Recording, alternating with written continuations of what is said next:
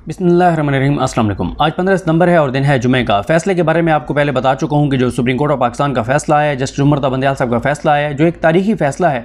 और उस फ़ैसले के बाद अब आप देख सकते हैं नून लीग वालों के चेहरों पर खौफ देख सकते हैं आप। और ख़ास तौर पर जो सज़ा याफ्ता मुजरिम है मियाँ मोहम्मद नवाज शरीफ, जो इश्तिहारी हैं, मफरूर हैं, फ़रार हैं, भगोड़े हैं, पाकिस्तान के अदारों को मतलूब हैं, उनसे आज जब सहाफ़ी ने सवाल किया कि जस्टिस उमर बंदयाल ने एक फ़ैसला दिया, उस पर आप क्या कहते हैं, तो उनको समझ नहीं आ रही थी कि वो क्या बात करें।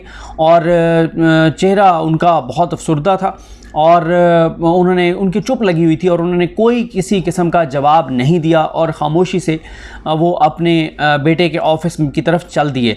इसी तरह से अगर आप राना सनाउल्लाह की बात करें, जो उन्होंने प्रेस कॉन्फ्रेंस की, उनके अहम नुकात मैं आपके सामने रखता हूँ जिसमें उन्होंने क्या दावे किए हैं, लेकिन उनके चेहरे पर भी 21 अक्टूबर का नाम लेते हुए खौफ था। तो लगता यही है कि उमर बंदयाल साहब जो हैं, उनका जो फ़ैसला है उसने इनके रंग में भंग डाल दिया है और इनकी तैयारियां जो हैं वो बेचारे की जो बड़ी लंबी चौड़ी तैयारियां, बड़ी लंबी चौड़ी प्लानिंग्स हैं, लगता यह है कि वो सारी धरी की धरी रह जाएंगी अगर सुप्रीम कोर्ट ने इसके ऊपर, जो काजी फैसल साहब की सुप्रीम कोर्ट है, उनके बैठने के बाद अगर उसने इनका ये जो फ़ैसला है इसको अगर मुअत्तल ना किया, इसको कलअदम ना किया, तो बड़ा मुश्किल हो जाएगा सज़ा याफ्ता मुजरिम, इश्तिहारी, फ़रारी, मफरूर, भगोड़े के लिए। अब मामला ये है कि जो आज राना सनाउल्लाह साहब ने प्रेस कॉन्फ्रेंस की, एक तो आज उन्होंने दोबारा वहीं से शुरू किया कि जनाब 2013 में जब हमें हुकूमत मिली थी तो बड़ी शदीद लोड शेडिंग थी। बात यह है कि आप कहते हैं कि बहुत शदीद लोड शेडिंग थी, पाकिस्तान को तबाह कर दिया गया था, बर्बाद कर दिया गया था 2018 से 2013 तक। आपके पास 2013 में हुकूमत आ गई, 2013 से 2018 तक आपने 2008 से 13 तक पाकिस्तान को जिन्होंने अंधेरों में धकेला है, जिन्होंने पाकिस्तान को तबाह किया, जिन्होंने पाकिस्तान को बर्बाद किया, जिन्होंने पाकिस्तान को नुकसान पहुंचाया, आपने 2013 से 2018 तक उनका क्या एहतसाब किया? आपने क्या जवाब लिया? आपने पाकिस्तान को नुकसान पहुँचाने वालों के खिलाफ क्या कार्रवाई की? ये सब ड्रामा है, ये सब अदाकारी है। और फिर अभी भी आप उसी पीपल्स पार्टी के तहादी रहे, जिस पीपल्स पार्टी के बारे में आज भी आप नाम लिए बगैर बता रहे थे कि 2008 से लेकर 2013 तक उन्होंने पाकिस्तान को तबाह कर दिया था, उन्होंने पाकिस्तान को बर्बाद कर दिया था। उसके बाद कहते हैं जनाब दहशतगर्दों ने सवात में डेरे डाल लिए थे, इस्लामाबाद के करीब पहुंच गए थे दहशतगर्द, मियाँ नवाज शरीफ आए और उन्होंने दहशतगर्दी का खात्मा किया। ये बात अब तो रिकॉर्ड पर मौजूद है कि मियाँ नवाज शरीफ दहशतगर्दों के खिलाफ कार्रवाई नहीं करना चाहते थे। मियाँ नवाज शरीफ खौफज़दा थे। नवाज शरीफ को परेशानी ये थी कि दहशतगर्दों के खिलाफ कार्रवाई जब फ़ौज शुरू करेगी तो उसके बाद जो बैकलैश आएगा, जो रिएक्शन आएगा, वो मेरी फैमिली पर आ सकता है, मेरे बच्चों पर आ सकता है। तो नवाज शरीफ रिलेक्टेंट थे दहशतगर्दों के खिलाफ ऑपरेशन में। ये तो उस वक्त जो फ़ौज की क़यादत थी, जो फ़ौज है, उन्होंने ये ऑपरेशन शुरू कर दिया और बाद में नवाज शरीफ को उसकी ऑनरशिप लेनी पड़ी, वरना जो बताने वाले बताते हैं कि मियाँ नवाज शरीफ तो ऑपरेशन करना ही नहीं चाहते थे।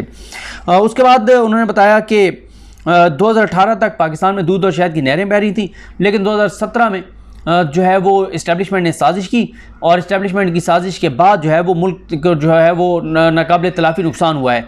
अब सवाल यह है कि 2017 में इस्टेब्लिशमेंट ने या इस्टेब्लिशमेंट के जिन किरदारों ने बकौल राना सनाउल्लाह साहब की साजिश की पाकिस्तान के ख़िलाफ़, तो राना सनाउल्लाह साहब बताएं कि अभी 16 माह इनकी हुकूमत रही है, इन्होंने इन 16 माह में इस्टेब्लिशमेंट के उन किरदारों के खिलाफ क्या कार्रवाई की है?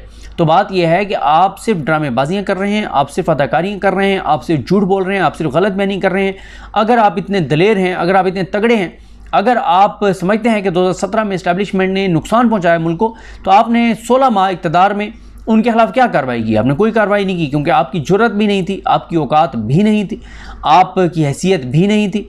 और असल बात यह है कि नवाज शरीफ बिल्कुल उनको ठीक सज़ा हुई थी, क्योंकि वो मनी ट्रेल नहीं दे सके थे कि उन्होंने पैसा कमाया कैसे, बाहर भिजवाया कैसे और इतने बड़े बड़े असासे जायदादें उन्होंने कैसे बना ली। उसके बाद वो कहते हैं कि गालम गलोच का कल्चर जो है वो इमरान खान लाए सियासत में। हैरान कौन है? बेनज़ीर भुट्टो की जाली, गंदी और नंगी तस्वीरें बनवा के, फेक तस्वीरें बनवा के, और किसने हेलीकॉप्टर के ज़रिए फेंकी थी? कौन बेनज़ीर भुट्टो को कहता था कि इसका बाप जाली शहीद है और ज़ियाउल हक असल शहीद है और ये अंग्रेज़ों के कुत्ते नहलाने वाले हैं? और किस तरह की ज़बान बेनज़ीर भुट्टो के बारे में और जो उनके ड्रेसिंग के ऊपर और जो उनके बारे में कहा गया, ये सब चीज़ें अब जो है वो सामने हैं। तो ये आप बेवकूफ़ नहीं बना सकते ये कहकर कि जनाब इमरान खान ने आके कल्चर ख़राब कर दिया है, वरना पाकिस्तान में तो बड़ी ज़बरदस्त सियासत जो है वो अखलाकियात के पैमाने पर हो रही थी। फिर एक बार 1997 के धमाके वो गिनवा रहे हैं कि 1997 में पाकिस्तान ने एटमी धमाके किए। और एक बहुत बड़ा दावा किया है राना सनाउल्लाह साहब ने, वो ये कहते हैं कि दुनिया की बड़ी बड़ी मुईशतें जो आज हमें नज़र आती हैं वो नवाज शरीफ का जब दौर था तो वो पाकिस्तान आकर देखा करते थे कि ये कौन है जिसके दौर में पाकिस्तान इतनी तेज़ से तरक्की कर रहा है, उसका पैटर्न क्या है, उसका तरीका क्या है। तो बकौल राना सनाउल्लाह साहब के दुनिया की बड़ी बड़ी मुईशतें जिनको आज हम देखते हैं, ये मुईशतें नवाज शरीफ के विजन को फॉलो करके और यहाँ तक पहुँची हैं। जब नवाज शरीफ पाकिस्तान को बकौल राना सनाउल्लाह साहब के बहुत तेज़ी से तरक्की की तरफ लेकर जा रहे थे, तो ये दुनिया की मुईशतें आई पाकिस्तान, उन्होंने देखा कि कैसे नवाज शरीफ लेकर जा रहे हैं, फिर वो यहाँ से विजन लेकर गई और फिर उन्होंने जाके अपने मुल्क में विजन इम्प्लीमेंट किया और आज वो दुनिया की बड़ी मुईशतें बन गई हैं। फिर उसके बाद उन्होंने कहा कि पूरी कौम जो है वो नवाज शरीफ के इस्तकबाल के लिए आए ताकि पूरी दुनिया देखे कि पाकिस्तान एक बार फिर संभलने जा रहा है, इसलिए पूरी कौम जो है वो आए नवाज शरीफ के इस्तकबाल के लिए। उसके बाद राना सनाउल्लाह साहब कहते हैं कि अब हम तो भुगत चुके हैं नैब को, आज जो फैसला है अब इमरान खान भुगतेगा, 90 दिन वाला रिमांड वाला मामला हो चाहे ज़मानत ना मिलने वाला मामला हो, ये दोनों चीज़ें जो है वो सुप्रीम कोर्ट ने नहीं उड़ाई। 90 दिन रिमांड ख़त्म करने का जो था और 14 दिन किया गया था, सुप्रीम कोर्ट ने उस चीज़ को बरकरार रखा है, लेकिन अब तो उसमें तब्दीली कर दी गई है। जब इमरान खान को गिरफ़्तार करना था या प्लान किया गया कि नैब ने गिरफ्तारी डाली इमरान खान की, तो फिर जिस्मानी रिमांड 30 दिन का कर दिया गया 14 दिन से। और उसके अलावा जो दूसरा मामला है कि जो एहसाब अदालत है वो जो उसको बेल का इख्तियार दिया गया है वो भी मौजूद है, वो ख़त्म नहीं हुआ। उसके बाद राना सनाउल्लाह साहब ने एक दावा किया है कि नवाज शरीफ जो है वो आने से पहले प्रोटेक्टिव बेल लेंगे।